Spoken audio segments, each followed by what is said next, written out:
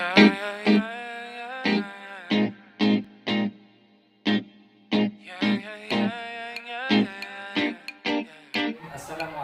warahmatullahi wabarakatuh. Waalaikumsalam warahmatullahi wabarakatuh.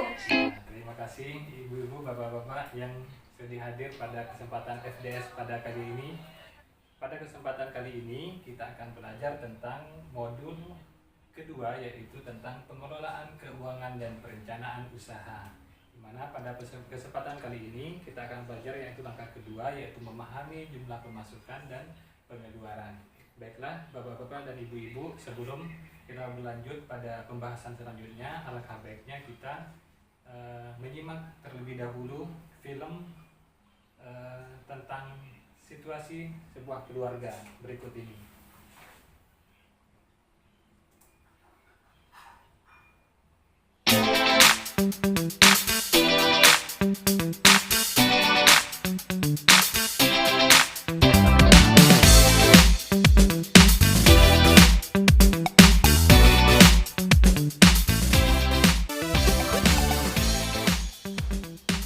Baiklah, demikian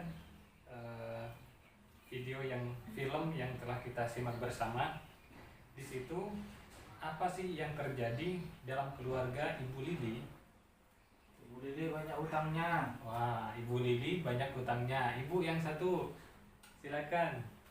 Oh, ternyata pemasukannya lebih besar, pengeluarannya lebih besar daripada pengeluarannya. Baiklah, memang pada dasarnya kita semuanya sama. Semua manusia ini sama, bahwasanya kadangkala pengeluaran itu lebih besar daripada pemasukan. Oleh karena itu, hal yang perlu kita lakukan adalah bagaimana kita bisa mengatur keuangan kita dalam satu bulan itu bisa terpenuhi atau cukup antara pengeluaran dengan pemasukan kita. Baiklah, silakan dilihat ke depan.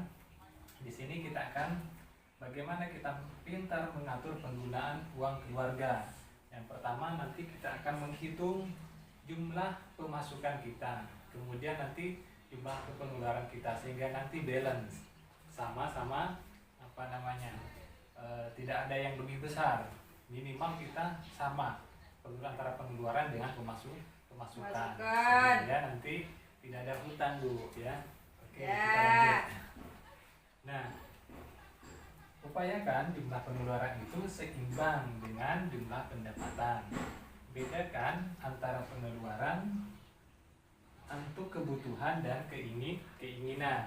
Nah, ini beda ini Bu ya, antara kebutuhan dan keinginan. Kalau kebutuhan itu harus segera dipenuhi, tapi kalau keinginan itu kadang-kala bisa kita tunda dan itu tidak mempengaruhi terhadap keberlangsungan hidup kita.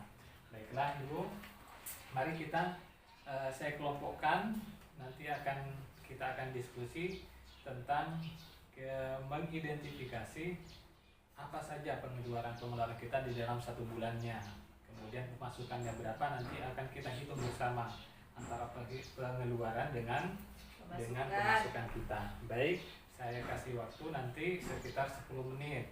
Nanti akan saya bagi lagi menjadi 3 kelompok. Kelompok yang sebelah sini kumpul sini ke kelompok 2, yang kelompok 3-nya sebelah sini, ya, seperti itu.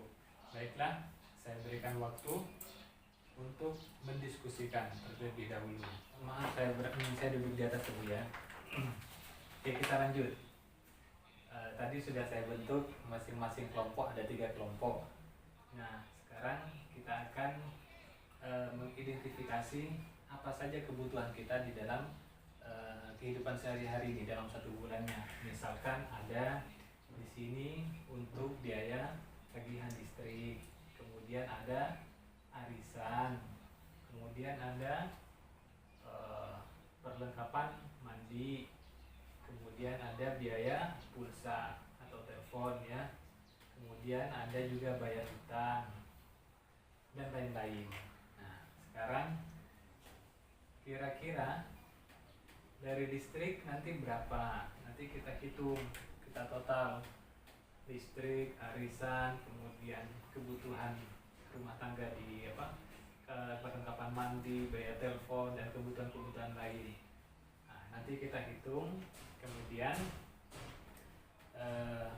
akan kita kalkulasikan pengeluaran dengan pendapatan kita. Misal tadi di ibu siapa namanya, Ibu Lili ini bekerja sebagai IRT, ibu rumah tangga atau pembantu, di mana dia mendapatkan upah setiap 1 minggu sekali. Kemudian bapak juga bekerja sebagai buruh pabrik.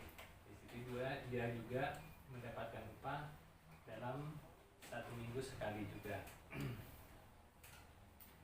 Baiklah, kita lanjut Bapak-bapak dan ibu-ibu. Setelah kita mempelajari tadi kita sudah berdiskusi tentang masalah pengeluaran dan pemasukan kita, di mana untuk membalanskan atau menyeimbangkan antara pengeluaran dan pemasukan kita, hendaknya kita membuat perencanaan keuangan, yaitu dengan cara kita menghitung pengeluaran kita berapa, kemudian pemasukan kita berapa, sehingga nanti kita ketahui berapa kebutuhan yang perlu dikeluarkan.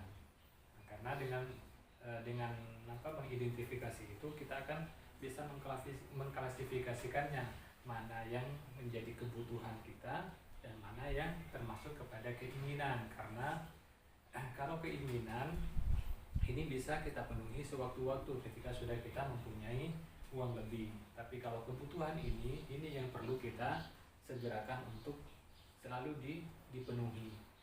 Baik, demikian Ibu dan Bapak, barangkali ada pertanyaan. Demikian apa yang dapat saya sampaikan. Akhirnya, wassalamualaikum warahmatullahi wabarakatuh.